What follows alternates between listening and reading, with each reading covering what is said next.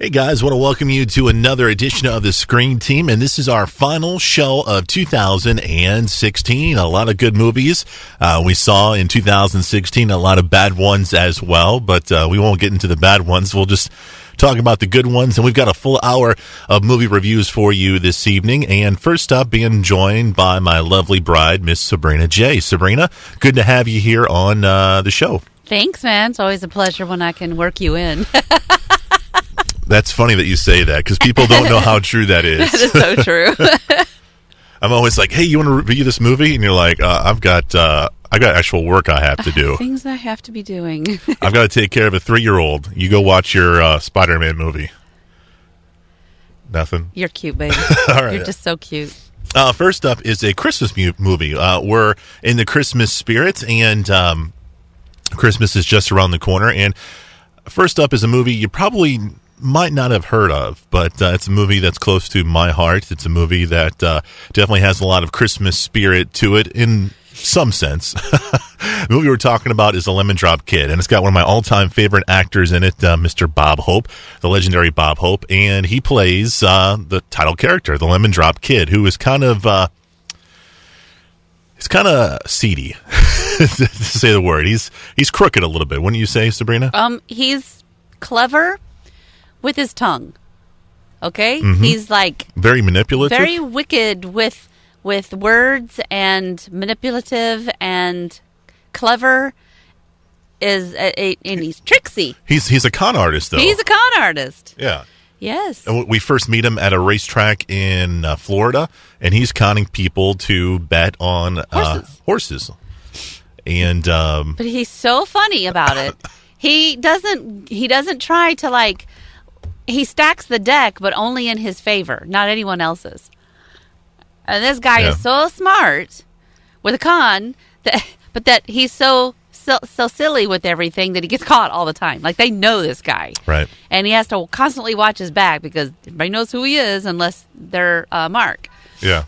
Well, one of the things we noticed early on is that he's conning people, but he cons the wrong person at this racetrack. Yeah, he gets mixed up with the mob guy. He cons the I guess the girlfriend of big mobster in the film, and he loses about $10,000 for the mobster. Owes him, yeah, because that's how much the horse would have won had the girl bet on the right horse. $10,000. So, Bob Hope pretty much cons his way into getting 2 or 3 weeks to come up with the money before the mobster, because there's only 23 days business. left shopping until Christmas, and right. He thinks, hey, I got to have this time. Give me some time. The fun thing is that he on the way to getting picked up. Wait, I know he gets picked up. Picked up by who? The cops. Is it more than once? He doesn't get picked up by the cops. He tries to put himself in jail so he doesn't have to deal with the mobster. Right. Well, I just know that he ends up in the Santa suit. He sees the Santas on the corner, and the money is just flowing into the pot, and he's trying to come up with $10, and he's watching these people put money in the pot. Right. And he comes up with the idea of dressing up like a Santa, and that's how he gets picked up. Right. Because he doesn't have a license.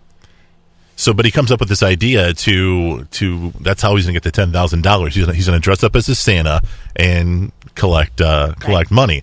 So what he decides to do is he decides to make this fake nursing home for one of the fellow underground people that's a little bit crooked. Nellie, or is her name Nellie? Nellie, yeah.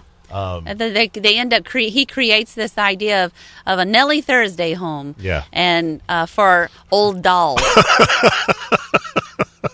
And it's not the kind you play with. It's just the old ladies are called an old doll. And he brings in all kinds of old ladies, old dolls, and puts them up in this house. So he can get the license. The house that is owned by the mob guy he owes the $10,000 to. It's all crooked. The whole thing is just crooked all the way around. It's so messed up. But he's got a girlfriend, sort of, who he keeps conning. And then I'm going to marry you someday. And I just need $10 to go down and get a marriage certificate. And then he turns that into a whole fiasco. And And next thing you know, he's calling her in a Santa suit and going, baby, guess where I'm at? I'm in the pokey. And so she comes. She doesn't want to have anything to do with him now, and she's mad. But then he says he talks his way into her heart again because he's going to create this old lady's home, and they're going to raise all this money, and all they got to do is get a business license. So they get the business license so he can get all his con friends together legitimately to raise money for the old lady's home, except that he's going to raise $10,000 and give it to the mob guy and take it away from the old ladies. And then he's acting like he doesn't really care what happens to everybody else. But what happens is the guy has a heart. And he ends up creating the most masterful work of art at the end of this movie in manipulation. And you just got to see it to see how he manages to get in and out of everything and still help and show a little Christmas spirit. So I enjoy this movie because it brings back good memories for me, watching it with family and it just brings back that goodness of Christmas and family and memories and stuff like that. But watching it older now as an adult, I can see a lot of the jokes are dated in this movie. You watching it for the first time, how was the experience for you? Well, it wasn't really the first time I'd probably ever seen this movie because I have seen a lot of movies growing up. But I remembered parts of it, like it looked familiar, but I couldn't have remembered it the way you did, having specific memories of it. Right. But I enjoyed it. I love the old Bob Hopes and the Rat Pack movies. There's not very many of them that you could show me that I wouldn't enjoy watching. It's just enough fun around the Christmas season. It's the introduction of Silver Bells. That's right. They sing Silver Bells. Yeah, it was the first time ever, and you told me that. Yeah. Just to your credit.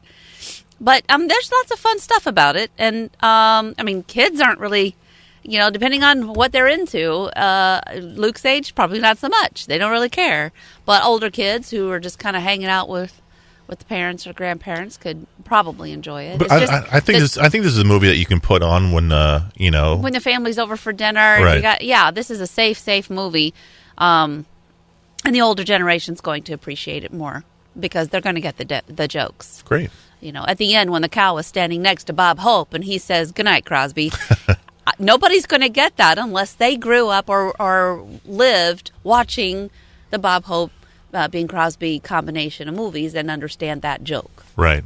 Like I said, there's a lot of dated jokes in the film. There was a joke about I think Roosevelt in there too, and stuff like that. So a lot of dated jokes, but still, I think a good family movie. It's called The Lemon Drop Kid. Sabrina's going to join us next for another review of the sequel to My Big Fat Greek Wedding. So we'll get to that, and we're also going to be reviewing the hottest new movie out right now. It's the latest Star Wars film. It's called Rogue One, a Star Wars story. We'll get to all of those during our full hour of movie reviews right here on KWOC.